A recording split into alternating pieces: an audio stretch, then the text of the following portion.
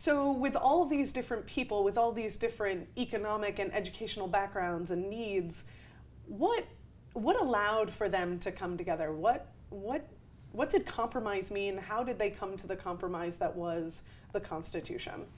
Yeah, so I think it's really important to understand that the Articles of Confederation basically weren't working out in the post-revolutionary context. So you have this huge war debt that you can't figure out how to pay because states are issuing their own money and it's different.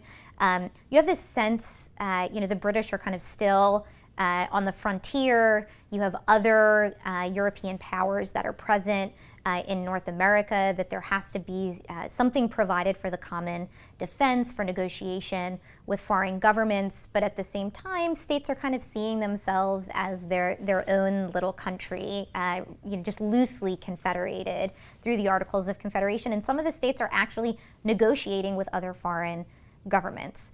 And so these economic issues, emergencies in some case with Shays Rebellion, where you actually have people go into open rebellion over debt and economic issues, really scare the governing class during this time period. And they decide that they need to call a special convention to address the deficiencies of the Articles of Confederation, but they actually decide very early on to set aside the Articles of Confederation and create a new government, which is not an uncontroversial thing. They do this over the course of the summer of 1787. They create a completely new national government that draws heavily on the state constitutions, state constitutional practice, Enlightenment era thinking. They look to Europe both for positive and negative examples of things to do and not to do. But in order to actually make this work, and again, you have all of those regional and economic differences in place, they have to compromise. It's the only way that they're going to get this document together. And I have some really great quotes on compromise during the convention. If you don't mind, I'm just going to read some of them. So, one of my favorite quotes is from Benjamin Franklin, who actually says this during the convention. He says, "When a broad table is to be made and the edges of the planks do not fit, the artist takes a little from both and makes a good joint. In like manner, both sides must part with some of their demands." And there are many other quotes. John Adams, who was not at the Constitutional Convention, writes to John Jay in December of 1787, saying that the Constitution was the result of accommodation and compromise, admirably calculated to cement all America in affection and interest as one great nation. Jefferson, talking specifically about the Connecticut or Great Compromise, says, "I am captivated by the compromise of the opposite claims of the great and little states, of the latter to equal and the former to proportional influence." And then just one more, not to go too far into the importance of compromise. There's no too far with primary sources. Thomas Jefferson writes just 2 years before he passes away on the importance of compromise for a democratic government. "A government held together by the bands of reason only requires much compromise of opinion. That things even salutary should not be crammed down the throats of dissenting brethren, especially when they may be put into a form to be willingly swallowed, and that a great deal of indulgence is necessary to strengthen habits of harmony and fraternity." So there's this sense that compromise, well, they know from firsthand experience that compromise is necessary.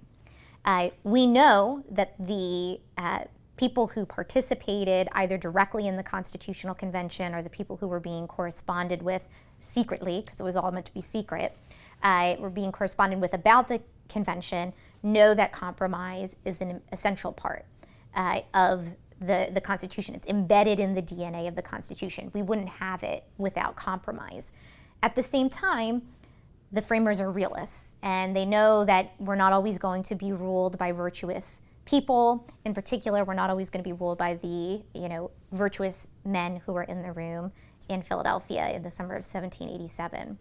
So I always go to Federalist 51, where Madison famously says, ambition must be made to counteract ambition. So the constitutional design of separation of powers and checks and balances makes it so that the government is designed to drive toward compromise. What does compromise mean? Just like Franklin said, it means that not everybody's going to be happy, right? So basically, if everybody's a little bit happy and a little bit unhappy, you've probably become successful in compromising. If you think about it in your own life, you want an entire pizza and your sibling also wants an entire pizza, and your mom says, I'm going to split it directly in half. So you're a little bit disappointed you didn't get a whole pizza, but you still got half a pizza. And as it turns out, a half a pizza is really actually all you needed. You've compromised.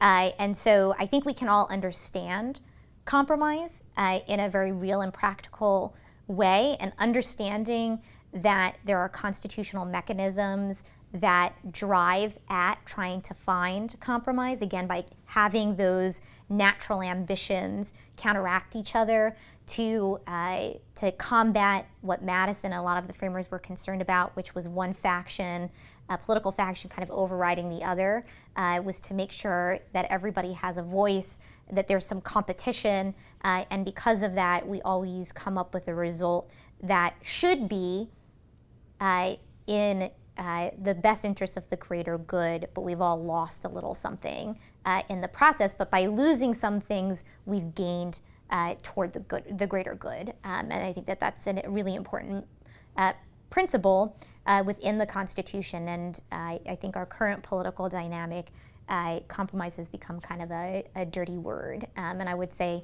if you go back to our history and you read these words about compromise, you understand its preeminent place in the writing of our founding charter. You may come to view compromise in a very different way.